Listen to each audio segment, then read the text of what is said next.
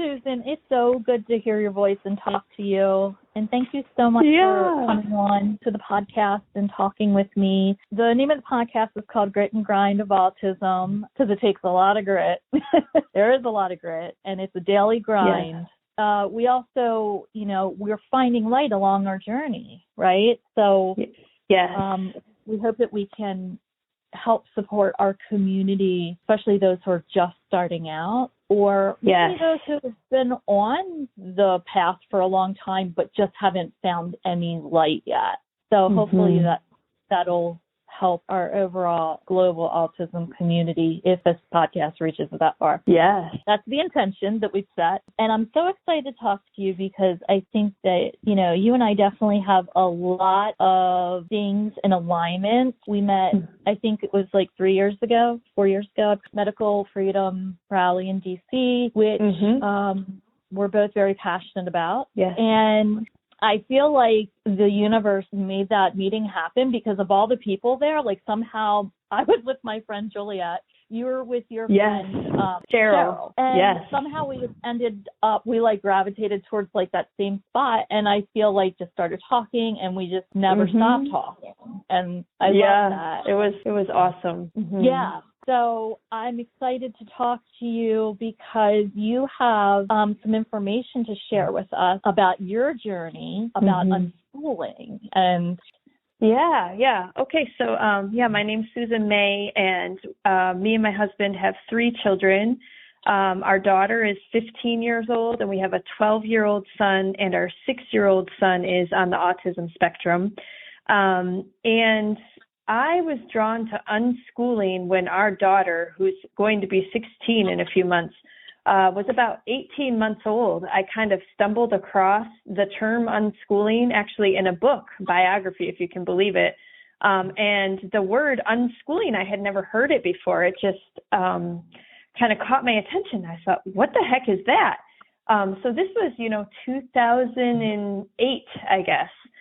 And so I looked it up, and from there, it just captured my imagination. I just became very, very quickly, a little bit obsessed and just intrigued. And I just started reading online.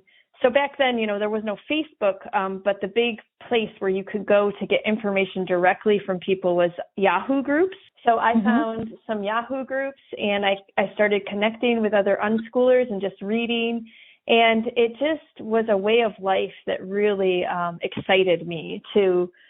So basically, unschooling is just kind of living in a way where it's living in a way without school influence. I think the best way to explain to a lot of people is to remember back, especially people whose children were home with their children in the early years, to remember back to the time when your children were babies and then toddlers and preschool age, and to remember what life was like then, and that you just lived kind of a rich, full life together. You did activities with them, you took them places, you read books to them.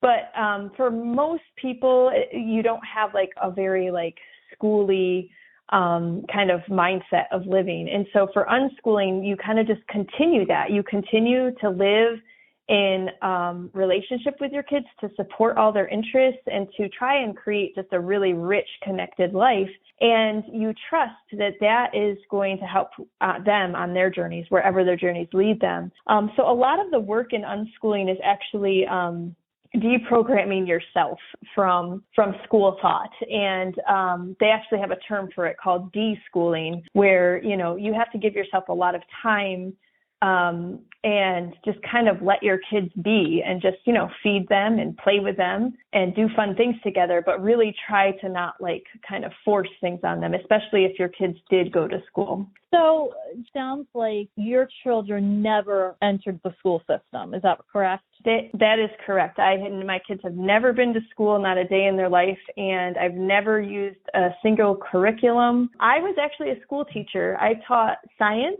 So I was a high school science certified teacher. I taught grades 7 and 8 for 3 years, and then I taught a little bit of high school for 1 year. in a city school district. So that was one of the hardest things I've ever done. That was a tough experience. And my little joke to people is that if I wanted my kids to have school, I would send them to school. But I did not want to be that teacher in that teacher role at home. Like, I want to be my kids' mom. Yes, I will guide them. I will be their partner. I will find people.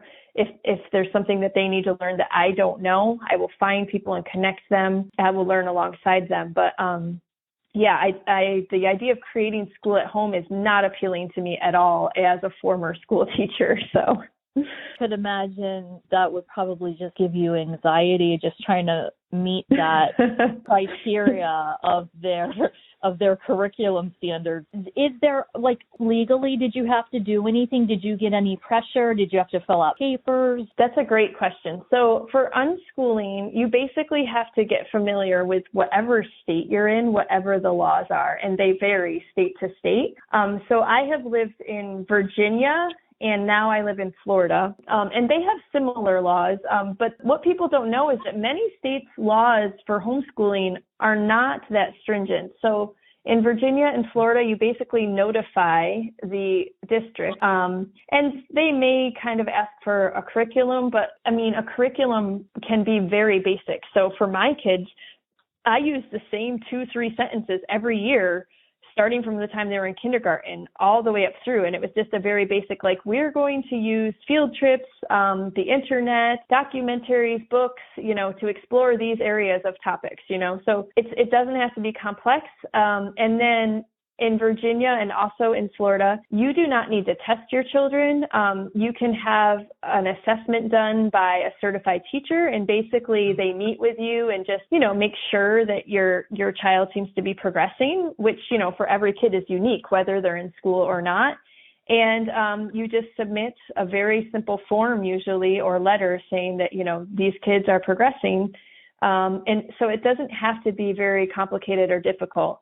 There are states where there are more requirements. For example, New York State, as far as I understand, has like quarterly reports, and like you might have to show different subject areas and things like that. And so for a lot of families, if they really love unschooling and they're looking to move, that is one thing that they really should be aware of when they're looking to move to a different state, is to really check out the homeschool requirements. Okay. And then when you submit these reports, or you said it's really just like a 3-sentence blurb of what you're going to be working on that year. Is that submitted to the Department of Education, or who sort of oversees that? Another good question. So in most states, and again, everyone should always go look at state requirements, but in the states that I've lived in, you submit to the superintendent of the school district that you live in, which, it can be the superintendent, or you look it up. You look up on your district's website, like who's the homeschool liaison or whatever, and you just find where to submit it. And it's usually pretty straightforward. It's always helpful to connect with other homeschoolers wherever you live, because people are so helpful. You can always find local groups on Facebook.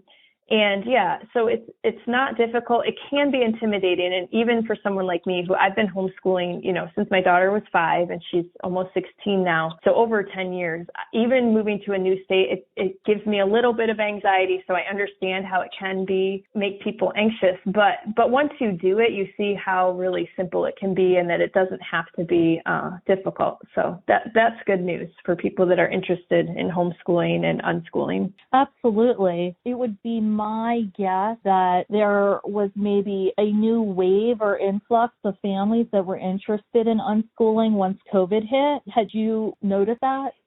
Yeah. So, I didn't particularly maybe notice it in my personal life, but I saw so many articles, about homeschooling, the interest, just going way up. I mean, so many families just decided this was what was best for their kids to start homeschooling, and really had to examine what was best for their child during these past 2 years. And so, the homeschooling numbers have climbed a lot in the past 2 years. So that's been pretty fascinating. Mm-hmm. Okay. So for your older kids, you have 3, correct? Yes. Yep. Okay.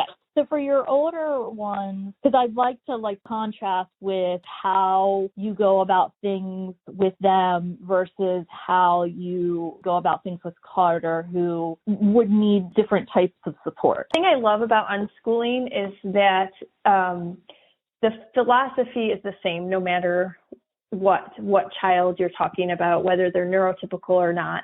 And that is that you're always focused on your relationship with them and supporting them wherever they are. So in all honesty, what I do with my two older children actually looks very different depending on the child. And so I can give some examples of that actually pretty easily.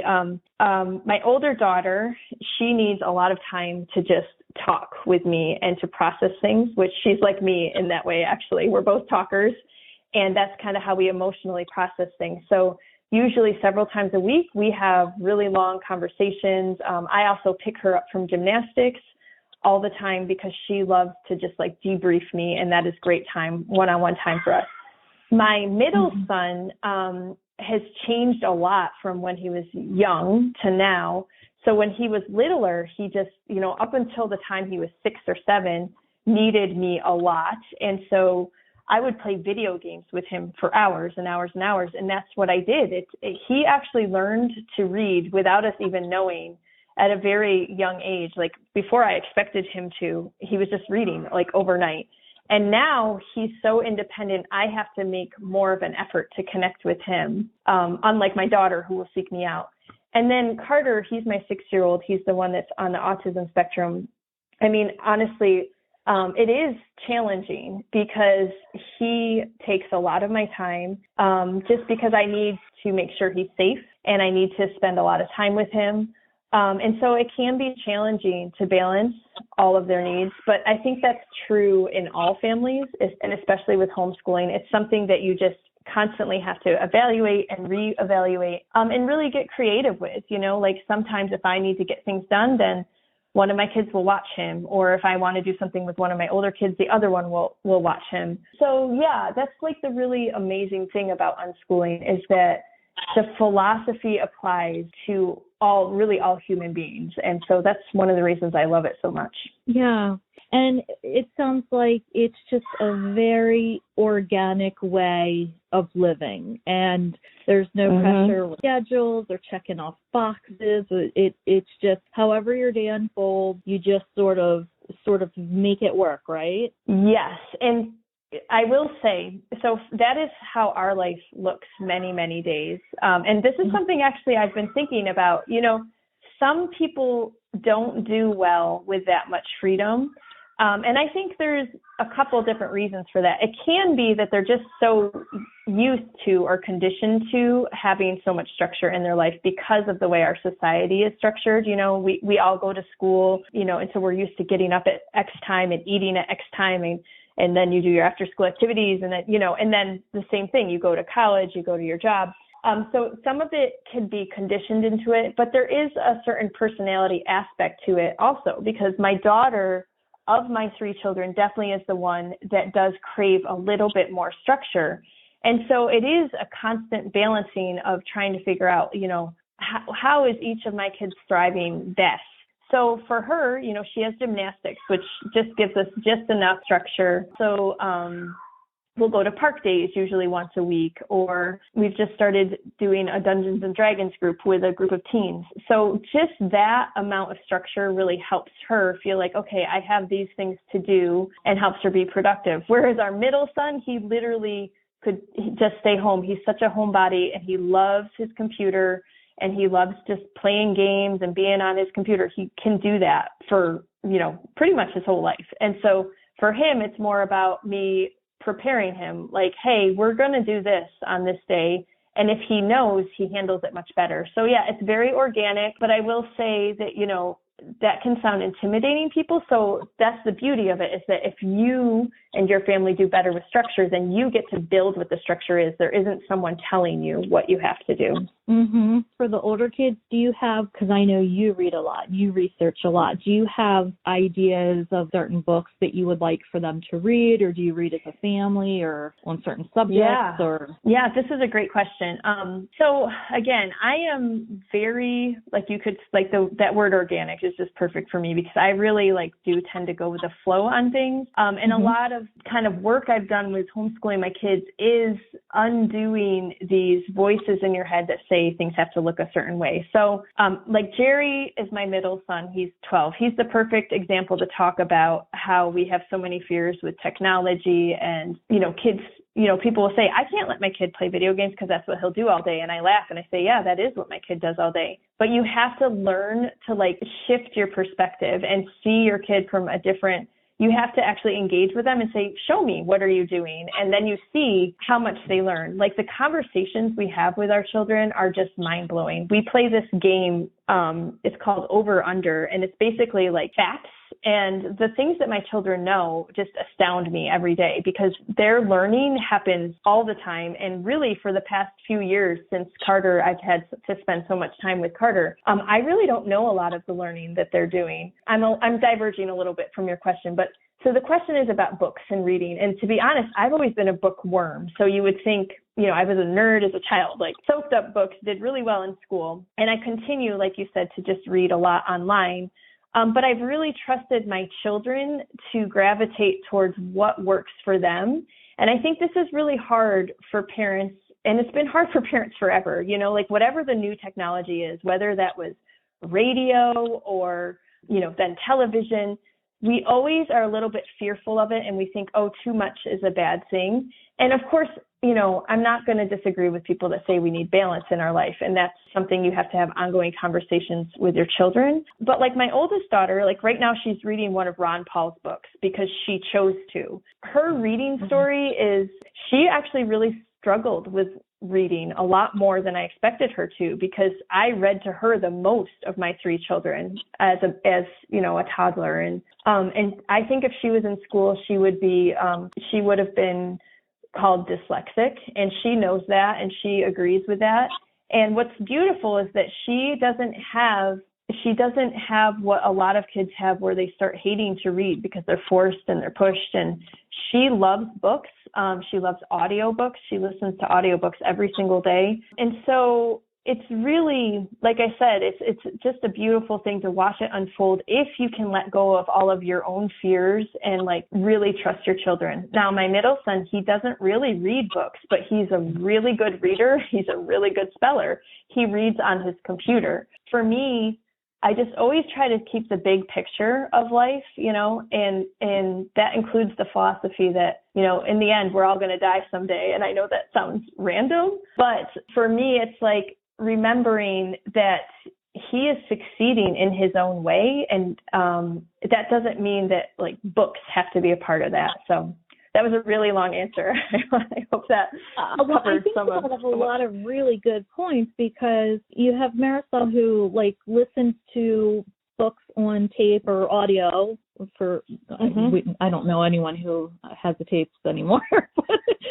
Books on audio, I guess Audible is a really great app. I listen to Audible very regularly, and so that is her preferred way of reading and soaking up knowledge in books, or just reading something that she enjoys. And then you've got Jerry, who reads through the computer, and with Carter, you're probably reading with him, I would assume. But regardless, it's sort of just, I relate to that 1,000%, because of being an autism mom. None of that sounds so left field to me. I mean, it's however your kid best learns, we can find ways to deliver that information and that learning opportunities to them. So I think it's so intriguing and fascinating to learn. It really isn't all that foreign. And I absolutely can relate to the organic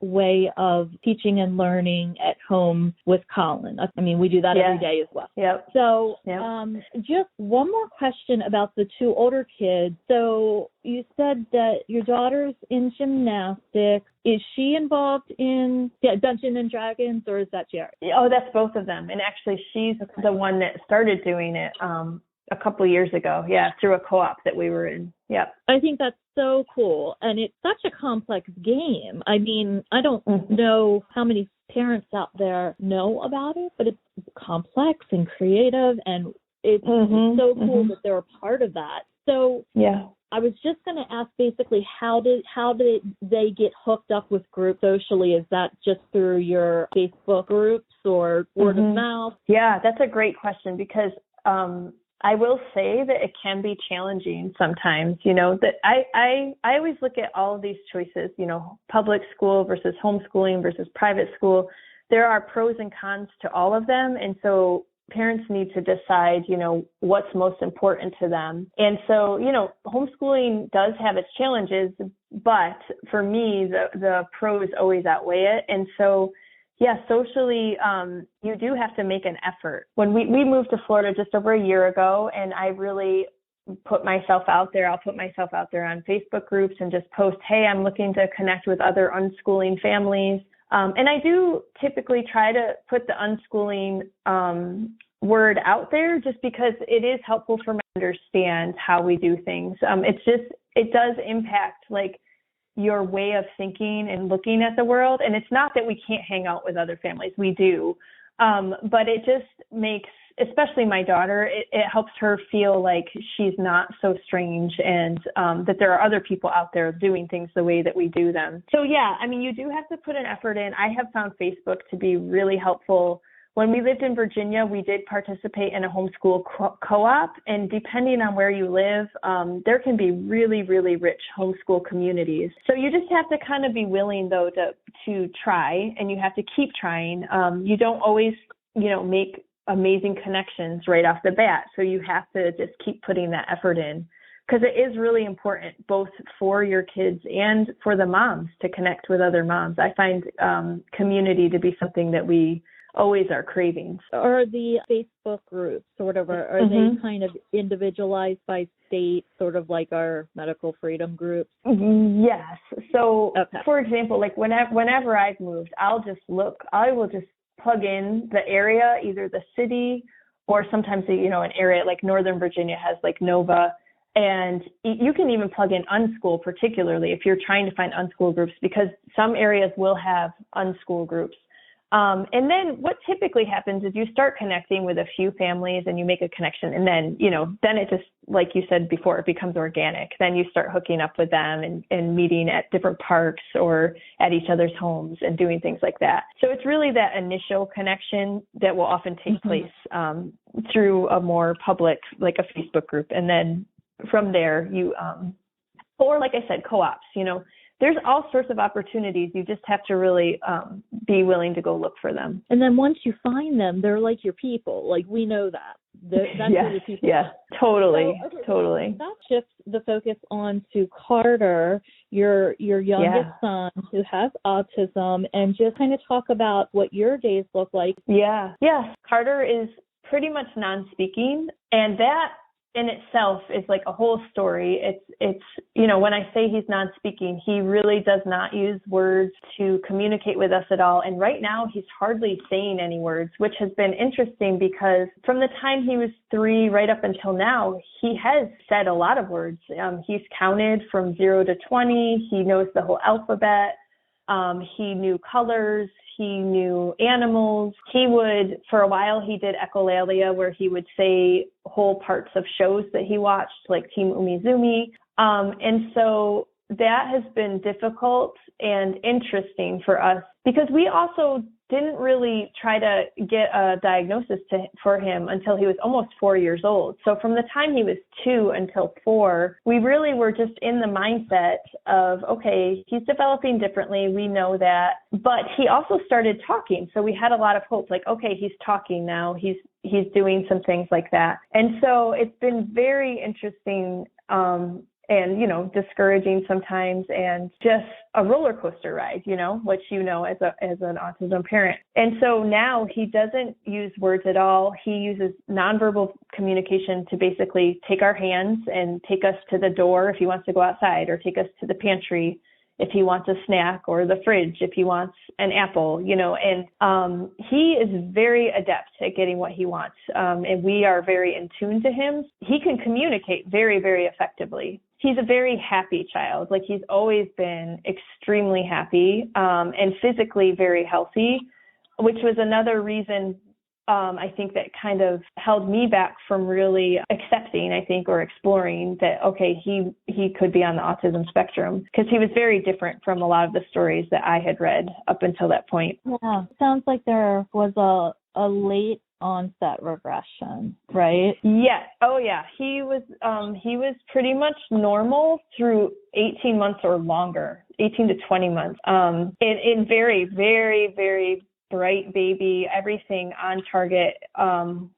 He said all of our names before that point, just, everything, walking, all those things right in normal timeline. And he's never had a single vaccine. He's never had antibiotics. He was born at home. So he is not like your typical story, which has been, I think, a little hard for me. So the thing that we think may have triggered him, and we didn't figure it out, was he had a tick bite when he was, and it wasn't just a bite, we saw the tick. It was embedded, it was engorged. I don't think I even attributed to the tick. So that took over 2 years for me to kind of connect that, because the regression did start like in almost perfectly in step with the illnesses that he had after that. And it was almost a cyclic illness. He had it more than once after that. So it's been an interesting ride. With Lyme's or any kind of tick-borne diseases, like certainly be regression attributed to that I've seen in our community. Yes. And maybe you and I can have an offline discussion and dig into that a little bit further, because depending on what you have done or not done, I may have some resources that could be helpful. I would love that. But yeah. The Lyme thing has been confusing, and because he's not physically ill anymore, and it's hard to find people like how Lyme is. It's very confusing and very complex, and so. Yeah, I would love to talk to you more about that. Okay. Yeah, we can definitely do that. So did the last thing regarding Carter's presentation, does he have like sensory aversions or needs? Yeah. So Carter is interesting because I would say, yes, he has sensory things going on, but it's not maybe, again, not very typical. Like, the way you will notice it is that when we go out or go somewhere new, he's not comfortable, and he'll, even when he was little, like if you let him out of the stroller, he would just run, like he would elope, which that is pretty typical. And so I think that was probably due to a lot of sensory overload, if it was like we're at a festival or something and it's loud, or, even a grocery store or wherever you are where there's a lot of people. So in that way, I think it shows up. But he's also just very kind of like flexible and laid back. Like, we can pretty much put him in the car and take him wherever. Something we're exploring that we're going to start trying is trying to put the like protective ear muffs on him to help with noise, to see if that does seem to be something that helps him. Because, part of our story is that this whole 2020 thing happened right when he got diagnosed. So, we stopped going anywhere because the whole world stopped going anywhere. So for 2 years, he's 6 now. He was diagnosed when he was 4. We didn't take him anywhere because there really wasn't anywhere to take him. So there's a lot of complexity there of things to figure out. But yeah, he's like sensory wise with his like touch and skin and stuff, like he doesn't mind getting wet or dirty so yeah, he's pretty interesting. Mm-hmm. I was just thinking that you're like the 5th story I've heard of someone contracting Lyme in our area, Maryland, Virginia, moving south for different climate and for healing. Oh, wow. So, but again, we can talk about that more in depth privately. So tell us what you and Carter do and some of the things that he enjoys. And So we do have pretty typical days here because we do stay home. Like my husband works from home now. And then, like you said, I'm trying to start a business, so I'm home. So we are home a lot. Carter loves the hammock and he will swing for hours every day. And that's been pretty ongoing for about probably a year and a half now. So I spend a lot of time with him out there. Some of the lives you'll see me out there, I'll just be swinging him and you can hear the creaking. We also have a trampoline. He loves the trampoline. And so I jump with him every day. And that has just turned into a great, he's very connected to us right now. He's very engaged. Like his eye contact is amazing now as a 6-year-old. If we went back 3 years ago, he would barely look at us. He didn't respond to his name. Now he's very responsive. He, when we tell him things, he listens. It's very obvious that he understands everything we're saying. And so we tell him everything about our day, where we're going. Yeah, we spend tons of time outside. He actually doesn't even watch videos or YouTube or anything anymore, which is interesting because a year and a half ago, he watched a lot. He loved YouTube videos. He loved super simple songs. And he also had some favorite shows. And we moved to Florida and he kind of stopped on his own. We didn't limit him. He just stopped. And I'm interested to hear your stories actually when we go offline with this, because he loves being outside. So we also have a pool in our backyard and he doesn't go in very much, but he loves to run laps around it. He loves being in the rain. And so we spend tons of time outside. Something new that we've been doing is putting podcasts on for him, because I know you're familiar too, since we started exploring Spell to Communicate, which is the therapy for him to learn to communicate with us. They've recommended, reading lots of books and doing podcasts. And going back to the reading, I will tell you, it's not one of my strengths reading to my children anymore. I did it a lot with my daughter, and with my second son, he just didn't enjoy it. He didn't want it. So I listened to him and I said, okay, fine. I don't have to force you to read books with me. And I've kind of, with Carter, it turned into a similar thing. Carter has had phases where he looks at books himself and loves to, but I've just really started trying to read books to him here and there again. But the podcast thing has been interesting. And so our days, they really do kind of flow. He spends time by himself pretty well, which is why it's so nice that he's now starting to engage with us more. We have like tons of tickling time and just wrestling. And he's recently, last fall, just started going to occupational therapy once a week. And we're going to Tampa, which is a 2-hour drive, to do Spell to Communicate once a month. That's kind of Carter's life in a nutshell. Oh, the other thing is we do walks with him every day. And he's huge. He's 6 years old and probably as tall as an 8-year-old, but we have a jogger stroller that we can still strap him in, and he loves it. Mike and I take him on walks, and then we'll let him out to run, but we have to stay right with him because he still doesn't listen for like stop and go. So that's pretty much Carter's life in a nutshell right now. So. Well, it sounds like from everything you said that he definitely is getting a ton of sensory integration through the hammock and the trampoline and the running around the pool and your walks.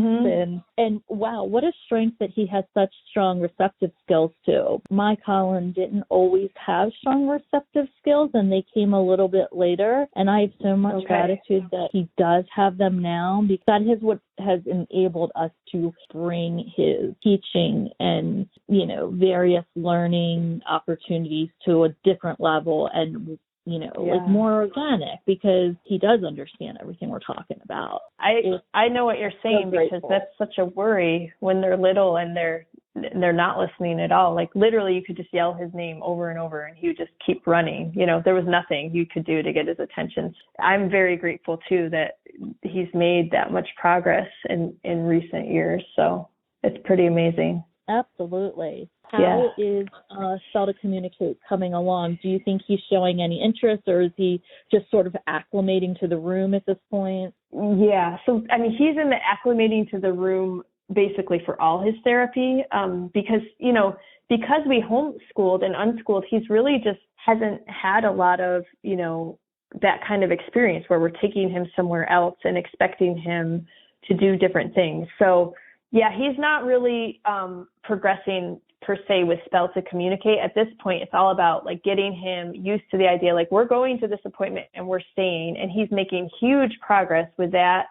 And so at the Spell to Communicate place we're going to, they have OTs also. And so they've been really great. We're working with more doing occupational therapy there, but I want him to get used to that space, so that when he's ready, he can start doing more spelling. So we do a lot of, they set up these little obstacle courses, which are basically like stepping stones for him. And they incorporate the letters by putting letters on pieces of paper. And we have him, he can't grab it yet, but he can reach for it. He reaches for it and we get the paper and he goes across the whole room and then we tape it up on the wall and we spell a word. So that's kind of how they do that. And he's been doing that every time. And he usually resists and cries, but he has just, his speed and like his body control has gotten so much better. And this last time, after he cried and had a break in the swing, he was just smiling at us, almost like giddy, like it was funny, after he got really relaxed in the swing. And then he did 2 more words, and it was just awesome. So he's making progress. It's just, slow and steady. You know what? Slow and steady went to the race. That's how it's always been for Colin. So I totally get it. Yeah. And I love that they are taking to build a foundation for him. That's fantastic. Yeah. Our Spell to Communicate community is really growing, and it's so amazing to see the little guys starting out, and Colin's kind of like right there in the middle, and then I've got some friends who are like doing it a little bit longer, who are like 19 and 20 and are more what they call open or fluent, and they're running autism support meetings. It's just such an amazing tool for our kids. There's so many restrictions and boundaries for them as non-speakers. And the software on the iPad, whether it's LAMP or Proloquo or whatever, it's basically just wants and needs. I want a cookie or I need to go to the potty. Yeah, exactly. This Spell to Communicate just opens up a whole world for them and for us. Yeah. And it is so exciting and so encouraging. And I love that the community continues to grow. Me too. Yeah. So when I read the book it's been almost a year, I guess, when the Underestimated book by J.B. Hanley came out, I pretty much read it in a day and I just cried the entire time. So, it's just, for all of us, it's just like so much hope, right? That our kids will have a way to communicate with us. And it's just such a lift off of our hearts that we're going to be able to know, right, what they're thinking and, their deeper wants and needs. And so that ability to communicate is just life-changing. And the stories never cease to amaze me. I just love learning all these stories from different children and adults. I mean, a lot of people are learning as adults. It's amazing. It really is. And I have another friend whose son, she actually has twins, and the one is in the program because he's a non-speaker. And like I said, he is one of those kids that's actually hosting autism support group, like monthly meetings, which is so cool. And then her other twin is actually very verbal, but doesn't have the typing skill set yet. So he's doing it for that reason. And, even kids or adults who have limited language, it's just helping so many kids increase their communication skills in one way or another. One little thing you had mentioned about podcasts, I think that's so great. I mean, there's so many amazing podcasts out there. And again, if I was getting some enjoyment or some sort of like learning out of listening to various podcasts, it's like so cool. I told you a couple weeks ago when we finished your first vitamin C group that I participated in, that Colin literally put his headphones on. He was listening to the last podcast. I love it. Did. And it was I think awesome. that's amazing. He was just sitting there just like watching and listening so intently. I'm like, he loves Susan's voice and he's digging this information. Oh my gosh. And then he went and took his vitamin C. Yes. He took his high dose vitamin C right after. That's amazing. I love that. I feel like because of the nature of you are such a free spirit and live on a higher vibration than a lot of people. I feel that we didn't really talk about anything that was too difficult, Yeah. Because your view, your perspective on life is very, very different. And it's amazingly different. It's where I wish more of us could be. But just to kind of stay with the theme of our podcast, is there any like one difficult thing that you want to talk about in terms of your autism journey with Carter? Yeah. Like, is there like anything that kind of jumps out that you say, this is just freaking hard, but I'm still going to be vibrating high? Yeah, I think, let me see how I can put this into words. I think if I had to pick one thing, it's just that life is just so different for us, right? And that most people really don't really understand it. And so everything we do, we always have to factor in, okay, well, how are we going to do this with Carter or without Carter, or who's going to be with Carter? So you really have to accept that there's lots of things you're just not going to get to do. And, and you have to figure out how that impacts your other children. And like, we're always trying to make it work, So like if I go to a park day with my big kids now, I often spend the time either pushing Carter around in a stroller for the entire 2 hours or running with him. And that would have been a lot harder for me when I was a younger mom, because it would have felt a lot harder on me to not be able to meet my need to chat with other moms. But because I've kind of been parenting for so long, it's easier for me. So I think that's kind of the vibe you're picking up on, is that I really have been blessed in a lot of ways that I had all these core philosophies in place before Carter came along. My big kids were 9.5 and 6.5 when he was born. And then I had almost 2 years, of him developing normally. So we're talking, 11 years before we started kind of running into a bit of a bumpy road here. And then his regression was very gradual, and so we had time always to adjust. And because, when he was little, basically it was like, well, he wants to run, so we're going to let him run. And, if it had been my first child, we probably would have been like, why does he seem so different than all the other kids? And why won't he sit still? And, and comparing and doing all these things. And I didn't have to go through that because I already had this real strong foundation of trust as a parent that, well, he's doing that, so that must mean he needs to do that, And I do feel Carter, when we finally took him to get assessed, which it was almost his 4th birthday. It was a month before. I really feel like it was in a public school, and the people assessing him, when they were like, wow, he's just such a fun, cool kid. Like, he was just happy, and just, like I said, my mantra was always, he's happy and healthy. So I'm just going to keep trusting and doing these things. And, if I have one little regret, it is that maybe we didn't pick things up a little bit sooner.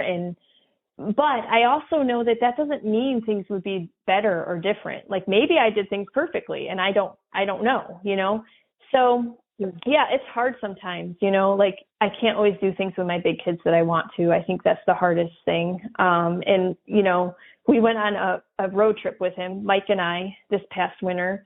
And it was amazing. Like, I was actually really worried about how he was going to do. And he did really well. He adjusted to sleeping in hotels after the first night. He screamed and cried the first night for about half an hour. And then he realized, okay, this is what we're doing. And he was amazing. But, we can't go into indoor places really with him at this point. So there's just little things that, it's like you have such different goals, and I know that. It's just a different journey. Yeah, it's hard. And I have moments, I can think of a moment about a year ago where I just got really tired and overwhelmed and frustrated and just cried and just, and I felt like I was a little meaner to him than I wanted to be. Like, I'm a very gentle, loving mother normally. And so, yeah, we all have those moments. But this is what I love about having, like I said, this core philosophy of unschooling and peaceful parenting.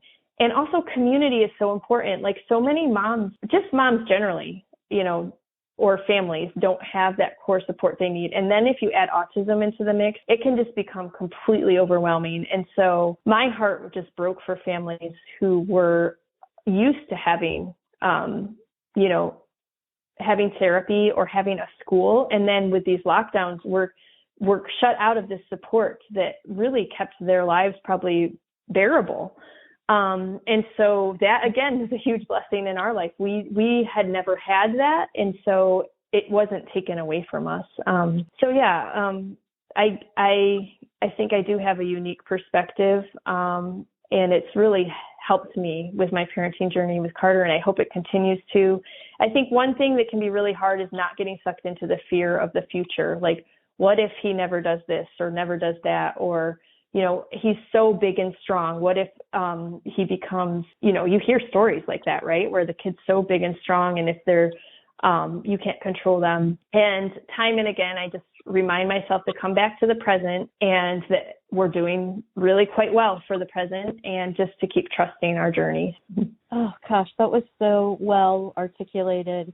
I know I strive daily to be more aligned with it, but I don't have 17 years under my belt. So I'm still working really hard. Yeah. You know what I mean? Yeah, no, we all are. Yeah. It's, with unschooling, which, we started talking about, and I really do feel like that was what helped me so much, accepting Carter how he was. It's really mostly about working on yourself and letting go of so many things that have been conditioned into us. So it is hard work. And so you're amazing that you're trying. And I just encourage anyone out there listening to just keep trying and keep learning. And that's what I love about you, Diana. You are always striving and always giving to your son and both of your sons and the community. And you are an incredible person. So I know you inspire people every day. Well, thank you. That's too kind, but thank you. Well, this is a perfect segue to go into the light of the journey, although I think that you being you find light every day. Let's just break it down to the core questions that I always ask people that I interview.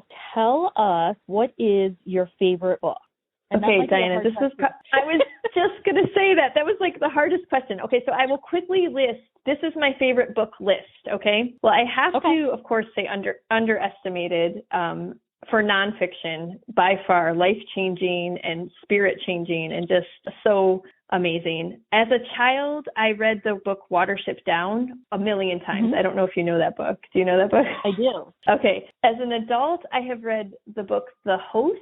I think it's Stephanie Meyer. It's the same woman that wrote that vampire series, The Host. It's really good. And then the whole Harry Potter series, because I read it as an adult, and then I read it multiple times with my children, and The Hunger Games. That is all my favorite books. Oh, so interesting. I feel like it's a very eclectic pick of books. I love it. I don't know if it's that eclectic, because when I think about it, it's all kind of human psychology. Watership Down, totally human psychology. Hunger Games, into politics. Harry Potter, the characters. So yeah, I can see why it seems eclectic, but I think it's me being drawn to those kind of human trends. How do we deal with this being here on Earth? And yeah, no, I get that for sure. Yeah. Okay, so the next question is, what's your dream vacation? Okay, so this one was easier. For me, it's all about family. So being with my parents and my sister, or my in-laws. And for me, it's that there's time for everyone to relax and connect, but also just a little bit of adventure. And so this past fall, we went to the Florida Keys with my parents, and it was pretty much the perfect vacation because we were able to set up Carter's hammock, and he could swing, and there was a pool, fenced area. And probably the best part was my husband was amazing and stayed with Carter, so I got to go snorkeling with my parents and my big kids, which was just probably one of the favorite things I've done recently. So I'm so glad you had that opportunity. Thank you. So what do you do for self-love or respite? Yeah, that's a great question. Yeah, I was going to say, first of all, for all the parents out there with little kids, it gets easier the older the kids get. And I always want parents to know that. And my second thing is, it's best to build all these things into your routines, because you don't want to let these things go until you're so run down or ready to explode. So for me, these are kind of my top 5 things, to definitely move my body. So I go on daily walks, like I mentioned before, and I've started doing yoga again. I'm just such a people person. I need to connect with people. So I talk to my mom almost every morning, and I connect with friends every day, whether it's on Facebook or I use the Marco Polo app. I use meditations to go to sleep, which are amazing. They keep you in a really good mindset. I love hot showers and baths, and I love to watch TV with my husband and my daughter. Okay, and then the final question is, what is your best advice for parents? Yeah, I like this question. I've actually blogged about this, and I typically don't like giving unsolicited advice, but these are my top 3 things to remember always. 1, that children are people, and 2, that parenting is a relationship, and 3, that all behavior is communication. Oh, that's so perfect. Well, Susan, I cannot thank you enough for taking time out of your evening away from your lovely family and talking with me. It's just been such a pleasure. I always enjoy our conversations and our time together. Yeah, me too. Thank you for having me, Diana. I had so much fun.